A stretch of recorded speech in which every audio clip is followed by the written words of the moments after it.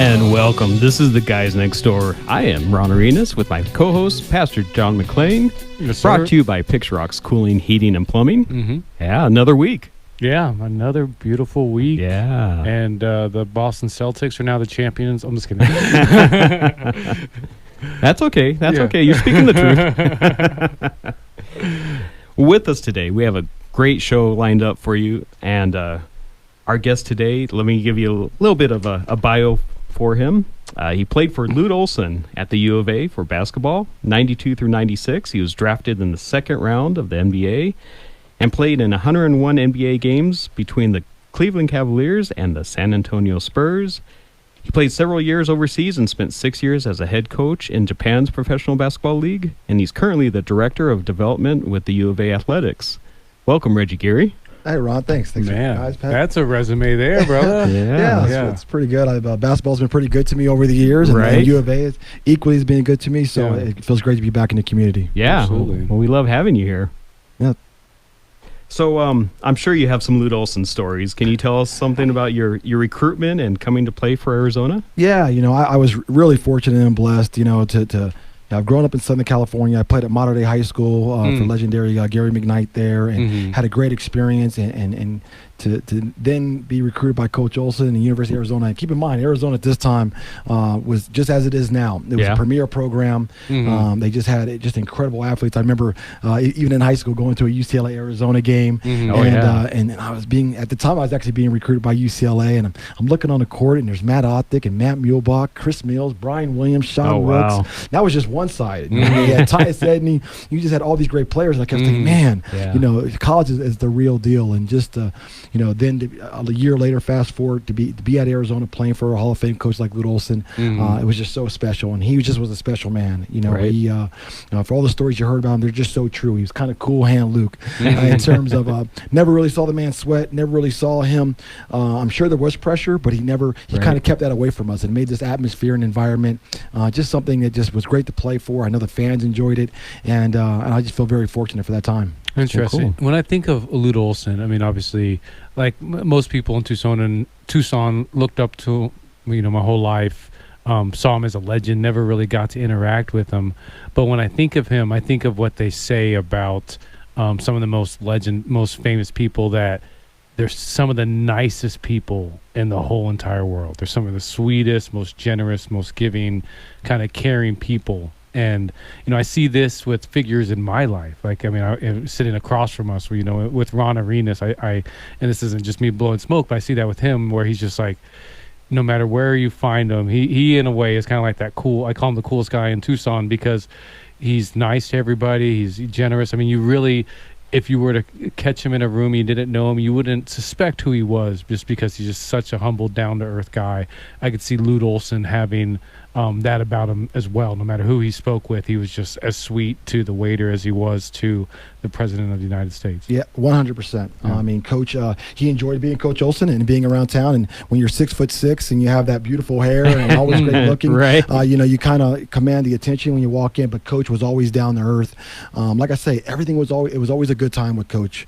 What I mean? And he presented himself well, and he made sure you presented himself well. And one thing I always like to, and I want to make sure it's not missed. I think one of the secret sauce to Coach Olson, that is, and just in terms of how he treated life and how he treated people, was his wife, Bobby. Bobby Olson played a major factor in his life, just kind of always keeping his feet on the ground, making sure you always know prioritizing family being his family, being the team, the community. And I just thought as a team, they were just incredible. But Coach Olson was always nice, always, very generous with people and his time, and he just loved Tucson. Yeah, he did. He did. So, during your playing time at the U of A, you were a lockdown defender and a 3-time captain. How did that experience translate into coaching later in your career? Yeah, once again, I had positive experience here. The defensive thing is kind of funny. Coming out of Mater Dei High School, I kind of did a little bit of everything. I was a guy who would get you 20 points and 10 rebounds, 10 steals. I was just kind of all over the place. Right. And then when I came to University of Arizona, I looked around and they had a guy named Damon Stoudemire and Khalid Reeves and All-Americans like Chris Mills and Stokes. And so, it was more of just kind of getting where you fit in.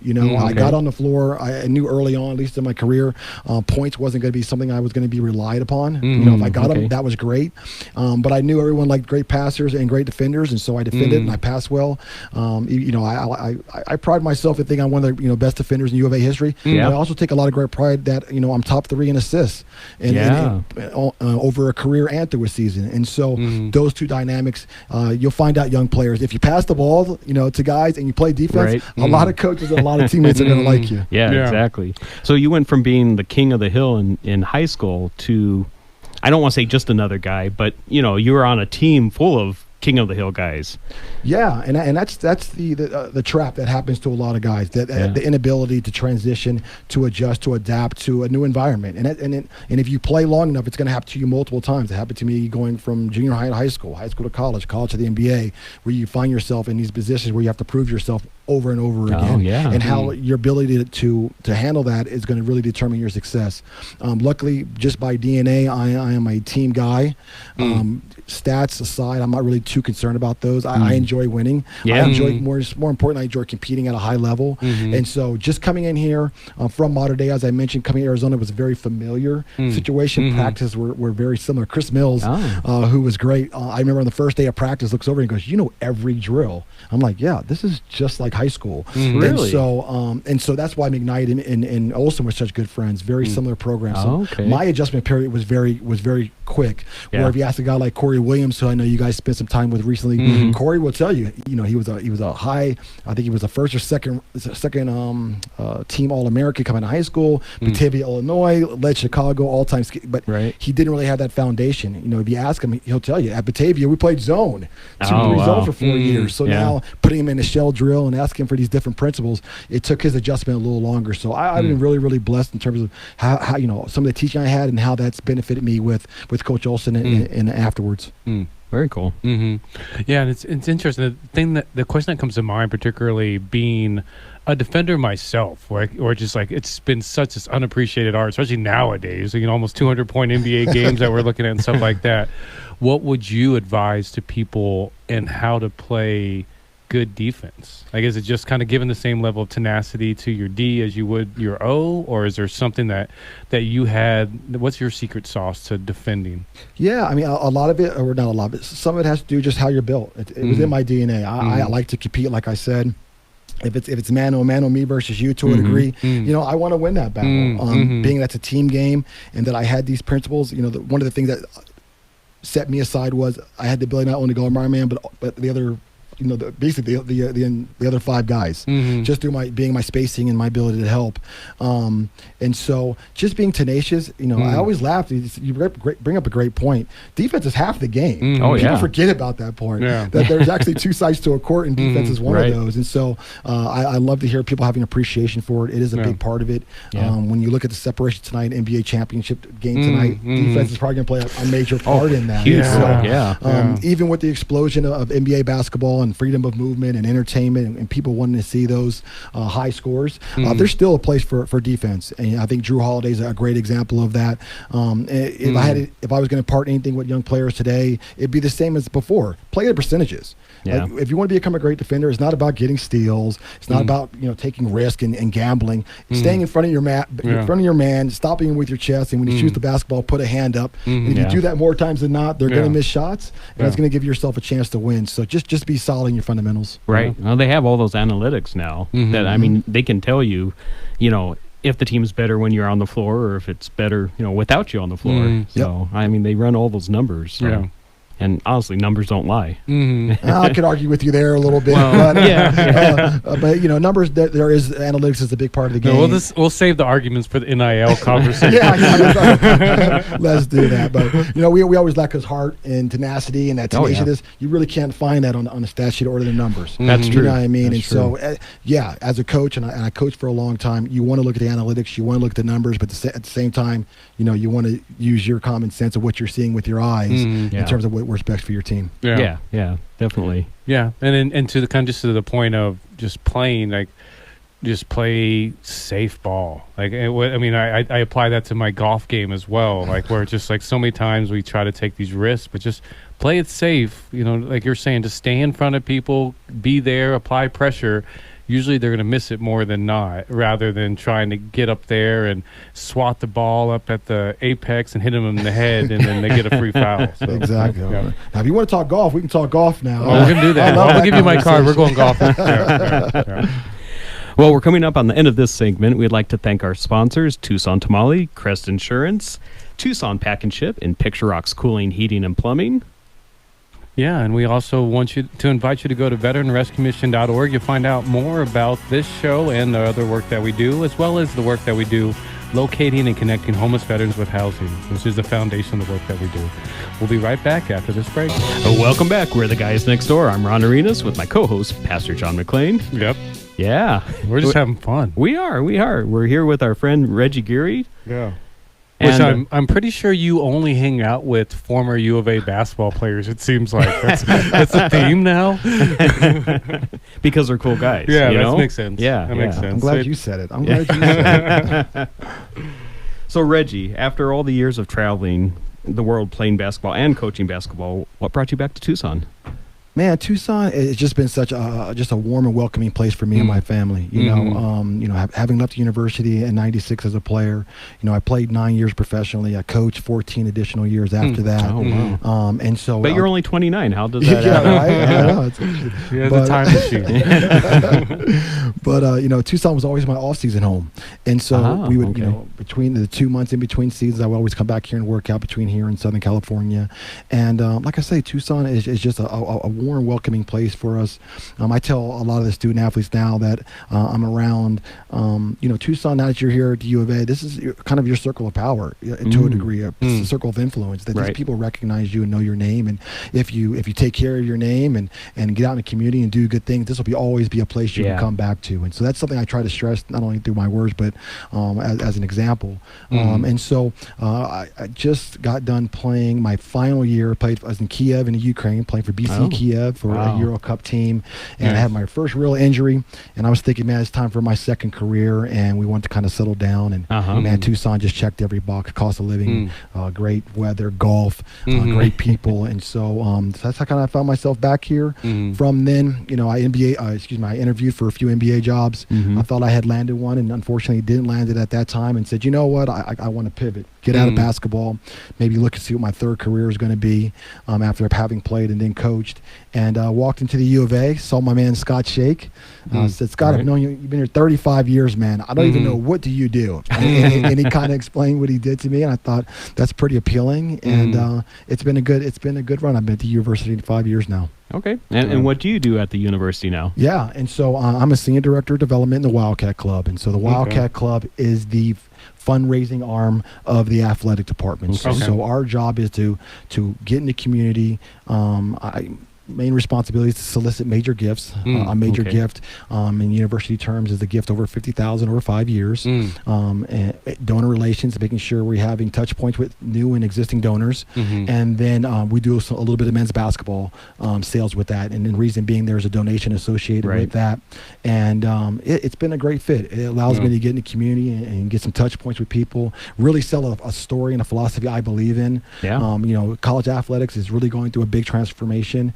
It's never been perfect. It still isn't perfect, but I still believe in what we're doing there. You know, we're still educating leaders for the future. We still put a great product on for the people of Tucson. And in return, the Tucson community has just been huge in their support, and I just love it. I truly do believe we have the best fans in America. Yeah, and I thought I had a fun job, but you got to have a fun job, man. That's cool. Getting support for the U of A and U of A athletics, like, what more could one ask for, particularly kind of the lineage you come from, playing ball here, and, you know, like me, understanding the value of the city and having, you know, your own community among the people that are in this city, having probably a lot of your good friends being in this city. It's super cool job that, you know, your job day to day is to go around and talk about the people that made our amazing university and continue to foster those relationships and bring on new people into that community of people. Yeah, definitely. You hit it right on the head. And also just, you know, educating and thanking our donors and letting them know, man, you really do have an impact. You know, I know sometimes you look at, you know, maybe ticket prices going up, or, you know, having to do a capital campaign with your basketball, and you're scratching your head saying, no, this doesn't really square up. But it does when you look at it philanthropically and realize every dollar that comes in goes to supporting our student athletes, men and women, making sure they have the best resources, not only on the court and in the field, but more importantly in the classroom. Because I was blessed. You know, I got to play professional sports almost 10 years after leaving university, which is a little bit of a rarity. You know, most student athletes, their last game at the U of A is their last game. You know, a very small percentage go on to play afterwards. And so you still have, you know, God willing, 40, 50, 60, 70 years of your life. You know, the education you're going to get here, the lessons you're going to learn here, the connections you're going to make here. Those are the things that are going to get you through. And I just try to impart that with them when I can. Awesome. Yeah. So we've had a national powerhouse basketball team since the 80s. How do you feel about this upcoming team for next season? I mean, I'm excited. I'm excited. Obviously, it's a little bittersweet, you know, just in fact that we're leaving the Pac-12, being a Pac-10 guy. Right. You know, that was kind of a sad moment. Obviously, you know, Bill Walton passing away. You know, I bring that up because me and Bill have been friends for the last couple of years while I've done radio with the U of A men's basketball team, and obviously his connection with Luke Walton and him being an athlete. So that was a little bit of the kind of the sad closing of our league. But going into the Big 12, I mean, it's murderer's row. It's the toughest basketball conference in the country. It is. Luckily for us, we got a guy like Tommy Lloyd at the helm, who understands the assignment. He's gone out and recruited at a high level. He's retained, you know, some of the right players. Getting Caleb Love back is big. Oh yeah. You know, getting guys like KJ Lewis into the program, Jaden Bradley. You know, I can go on and on. Really gives us a fighter's chance. You know, and that's all you can ask for. You know, on most nights. And I know expectations are high here, but they should be. And Tommy has positioned himself where you know, he can kind of combat those challenges and combat that, you know, that high bar the team has, and hopefully put out a championship level team. Yeah, and I think it'll be interesting stepping out of the Pac-12 or what was the Pac-10, and kind of what was kind of viewed by the East or the Central America as just like West basketball, you know, the West, quote unquote, you know, and this is coming from my family that lives in Atlanta. We're all seen as so soft, you know, and not really, you know, of the caliber of ball of the guys out there in the East. But now that we're in the Big 12, I think there's some proving that will be done, and probably maybe even a strengthening of all the different teams and all the different sports as a happenstance of it. So I look forward to seeing that. Yeah, I mean, you know, I think that's always been the thing. You know, going back 50 years, West Coast is soft. Yeah. I just think that people in Midwest and down south, back east, they just go to bed before we start playing. Right, especially if we're playing at 8 o'clock at night our time. It's like 11 o'clock or 10 o'clock their time. Exactly. Yeah, they're not going to stay up and watch us. So, to your point, going into the Big 12 and going head-to-head versus Houston, versus Baylor, versus Kansas, and the whole country's watching, will give us an opportunity to really show our toughness. Right. Yeah. Right. So you mentioned earlier about radio. How did you get into radio? I know that you call some games with Brian Jeffries. Yeah, I was really fortunate once again, real lucky that that when I came into the department as an administrator, you know, Brian Jeffries and Joe Mueller and the team over at Learfield pulled me aside and said, "Hey, would you be interested in doing this?" And I thought about, let me think. I can travel with the team. I can sit front row, and I get to work with the voice of the Wildcat, Brian Jeffries. Right. It was a no-brainer, and I've been really fortunate to work with Brian. He's a pro's pro. I mean, he does everything: basketball, baseball, you name it. He's amazing. And he makes it look easy. And so I just sit there next to him, you know, try to get my expert, you know, analyst hat on, and just try to give the viewers an idea of the who and why and what's going on out there. And it's been good. It's been good. So nice. I've really enjoyed that. That's cool. Did part of your education prepare you for that, or was it just something that all of your basketball knowledge, you know? Both? But majority of my, you know, I've like I told you before, after my playing years, I coached for 14 years. I was with Coach Olson 2 years. I was the head coach in the NBA Development League or G League for 2 years, and then I did 6 years as the head coach in Japan, where you know I was the coach of the year over there. 1 year I won a championship. So I have about 650 games as a head coach. Oh wow! And so just the ability to put that hat on and to put that lens on when I'm watching a game, it's easy for me to talk about basketball, and I enjoy it. It's a passion of mine. So to talk about basketball and talk about the Cats, it's a win-win.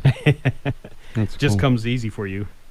So there's some what was I going to say? There's some excitement for the upcoming football season. Can you tell us a little bit about the new football staff? Yeah, Brent Brennan. It's the Brent Brennan era, Right. and if you haven't had a chance to meet him yet, you're going to love him. He has Tucson roots. His brother played here at the U of A. His wife went to the U of A. She's a Wildcat, and it feels like Brent's a Wildcat, even though he went to UCLA. In actuality, he is.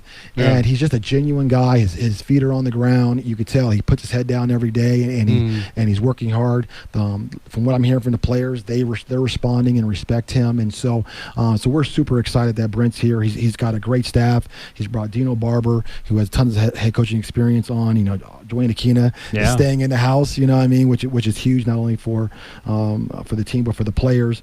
Bobby Wade's back in the house, and so and then more importantly, the guys on the field. You got Noah and T-Mac, maybe the best quarterback wide receiver combo in the country. So it's an exciting time recruiting wise. We've done well.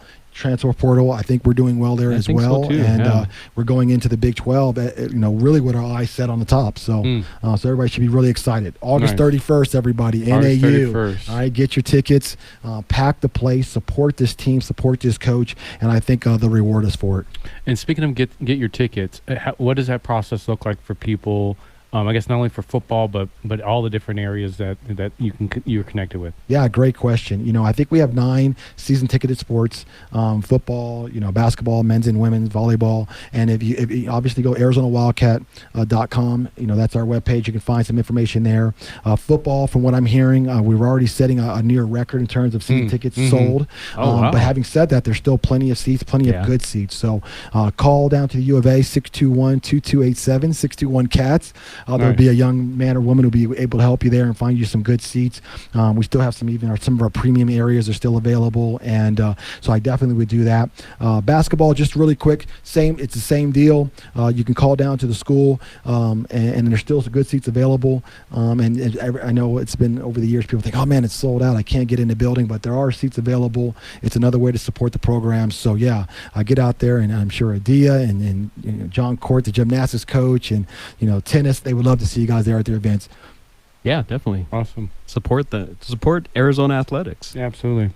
Well, thank you, Reggie. Thank you for coming on and sharing this with us. Yeah, no, Ron, Pastor John, anytime, man. I appreciate you guys having me.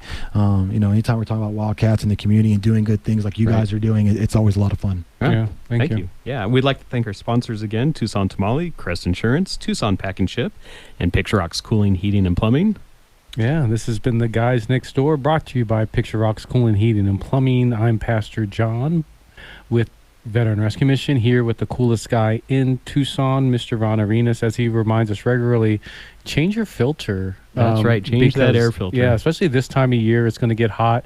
One thing we're going to be probably talking about on our podcast next Wednesday, we want you to tune in, is the change in the heat. You need to start drinking more water, start considering that stuff. But also go to our YouTube page, go to our Facebook page. Ron made me get a TikTok, so go to our TikTok page and check out all the stuff about the guys next door and the way that we're promoting all the amazing men in our community. And we'll see you next week.